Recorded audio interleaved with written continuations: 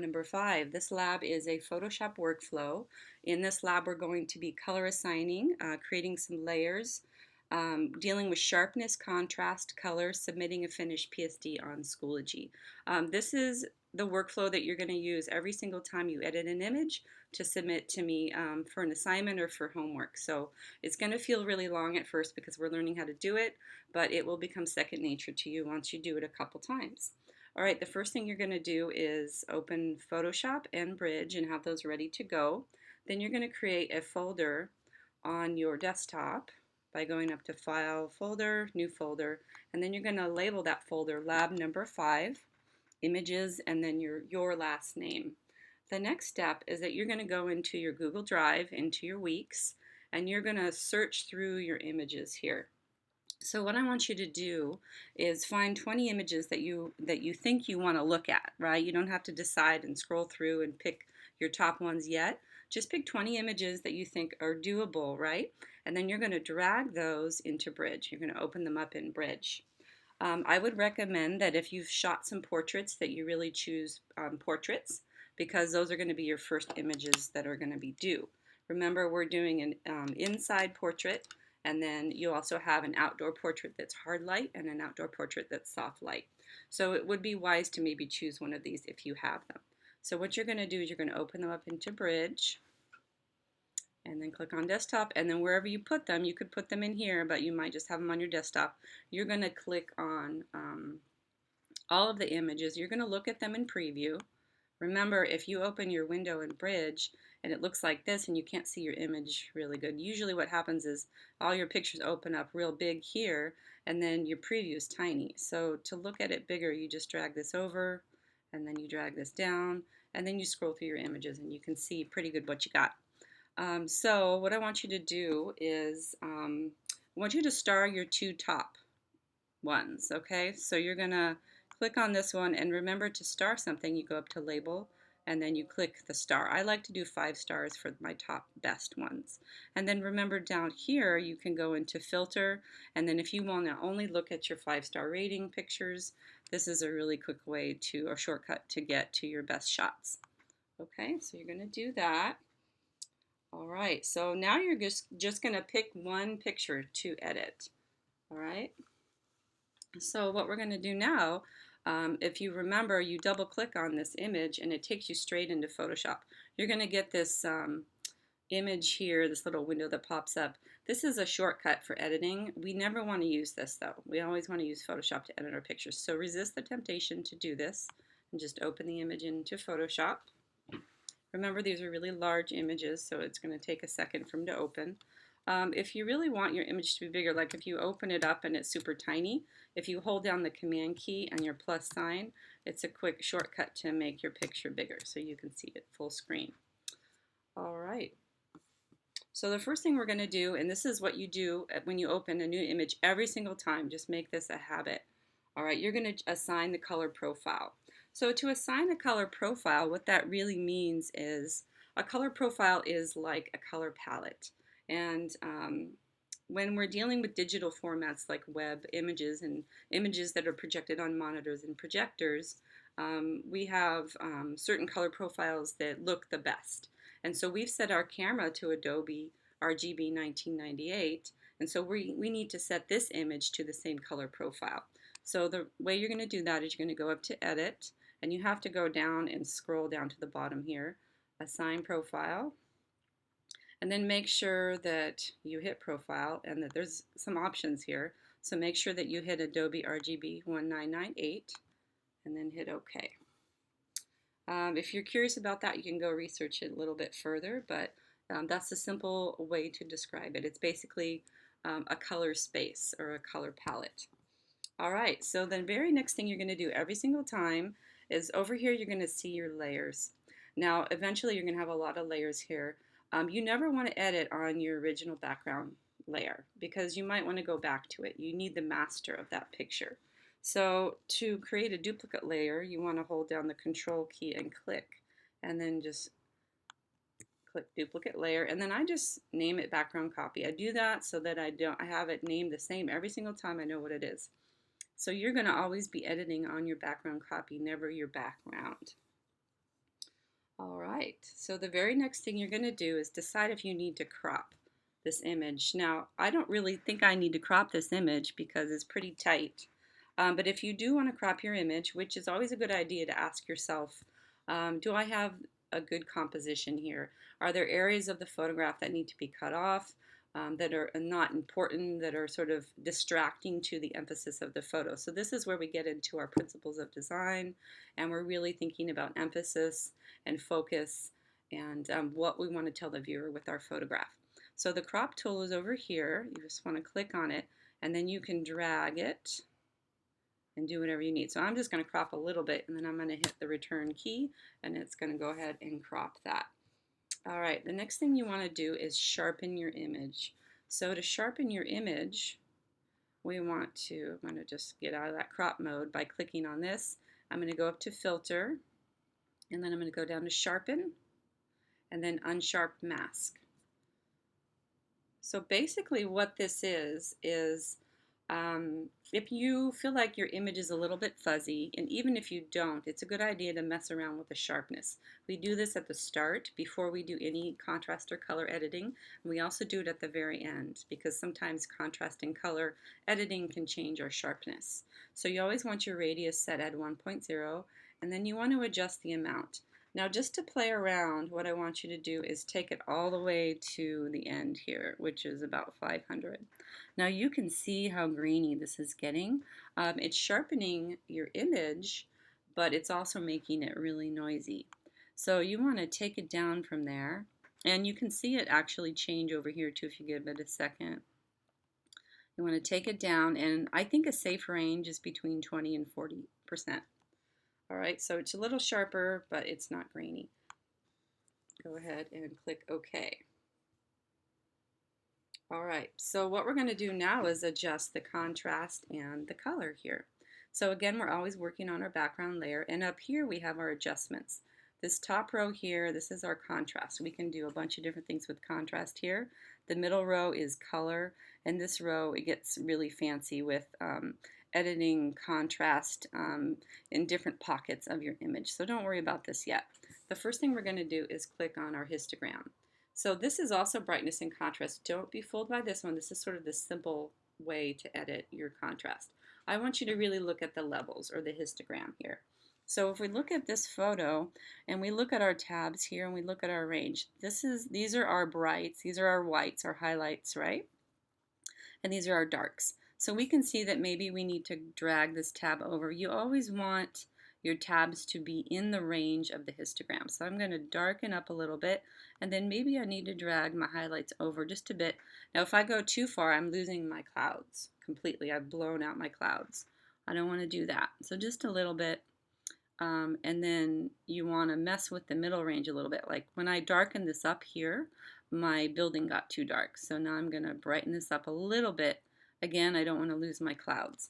Now later on in the semester, I'm going to teach you how to section off certain parts of your image so that you can adjust the contrast.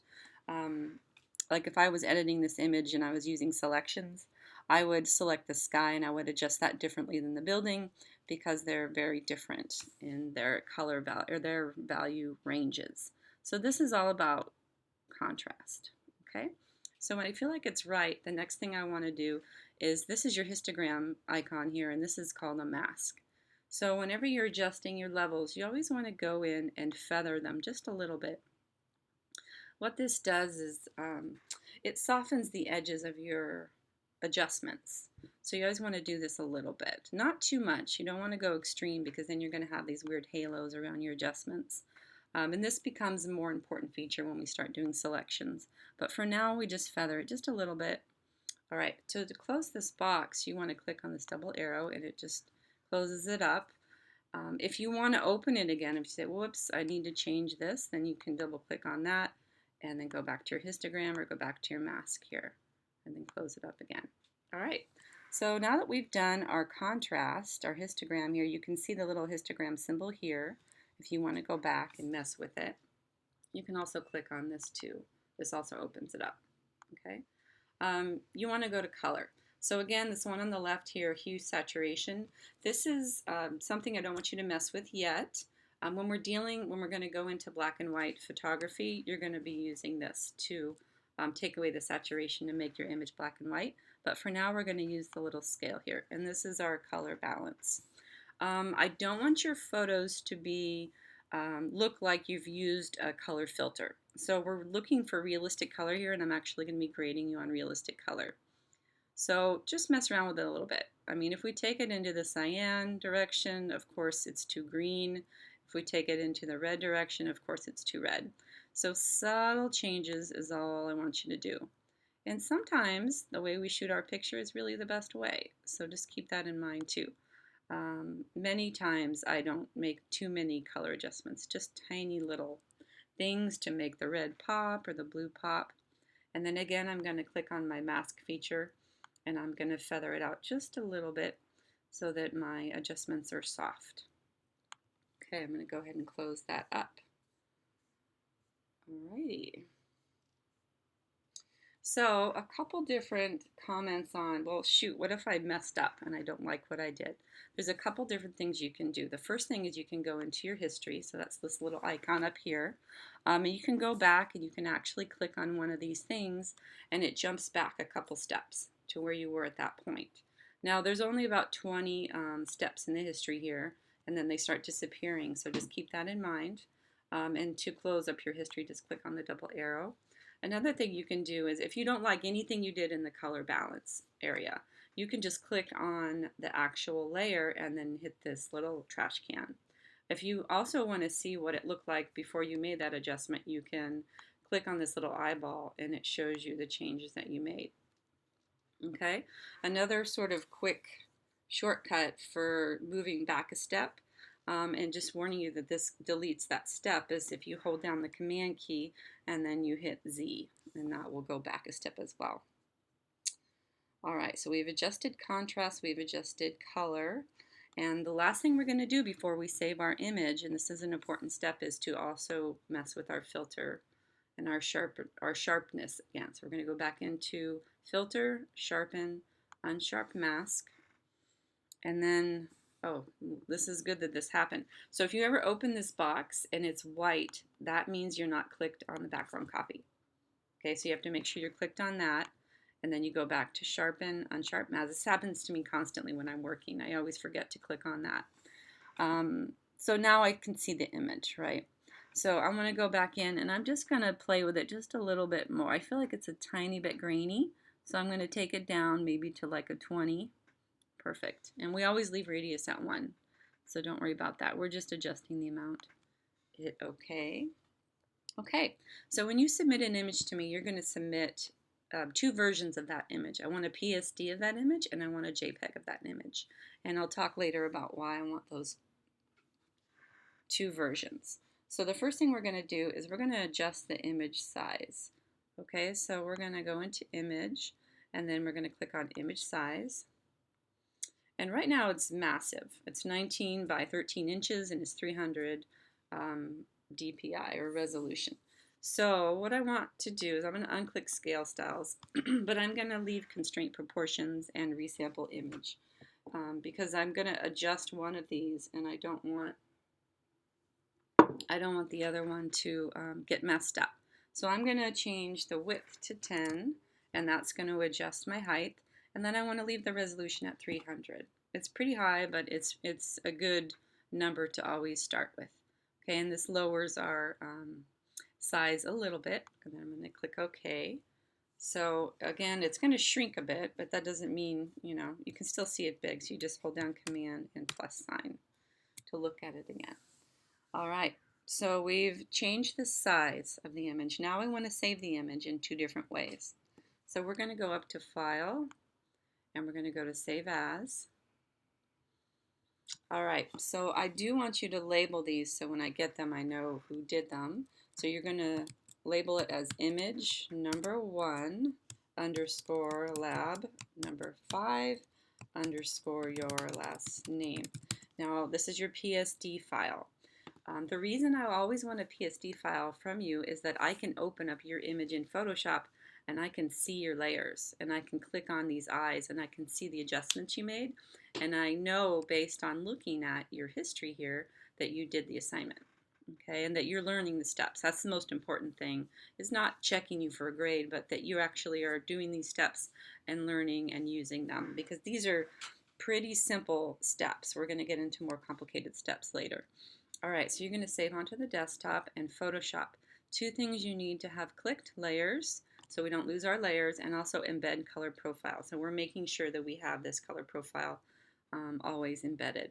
Hit save, and then you can just hit OK here, and that saves it to the desktop. All right, now we're going to go back and we're going to save as a different file format. So we're going to name it the same thing. It's going to the desktop, but this time we're going to call it a JPEG. So FYI, I didn't say this in the last time, but PSD is Photoshop file. So if you click Photoshop, that's a PSD, and you'll see the little label here.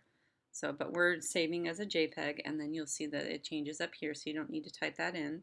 Desktop, notice that the layers have disappeared. So this by changing it to a JPEG, I'm compressing the layers, and I no longer can see the layers. So that's why I don't want you to submit JPEGs, because then I can't see your history, your working history. But we still want our color profile to be Adobe RGB 1998. Saving. Okay. All right.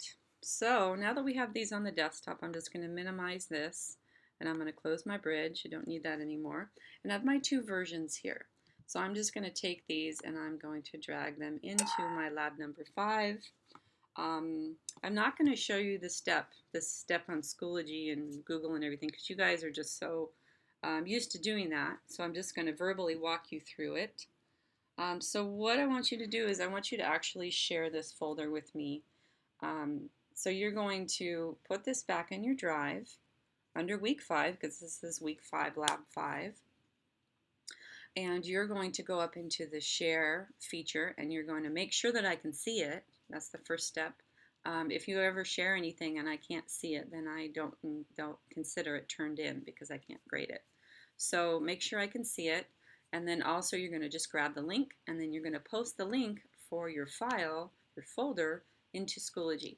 And then this is going to allow me to directly access your folder, so that I can open up your PSD in Photoshop and look at your layers, make sure that you're learning how to do that. And then I also see that you can save as a JPEG. All right, so you're going to do this workflow with an image of your choice. Remember, try to choose a portrait if you have one. And then extra credit, if you have time, you can edit more pictures. So if you can get 2 done, 2 different photos done, which means you'd have 4 images in here, right? You'd have 2 PSDs and 2 JPEGs. You just label them image 2, even whatever, image 2 JPEG, image 2 PSD, and you get some extra credit. So if you can do even more than 2, then that's even more extra credit. So I just want to, and this is also going to help me see how fast you're working.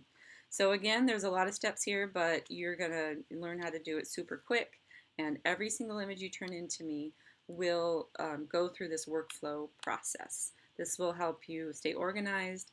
It will help you learn how to use your adjustment layers, and we're just going to go from there. So please ask if you have any questions, and I'll see you in class.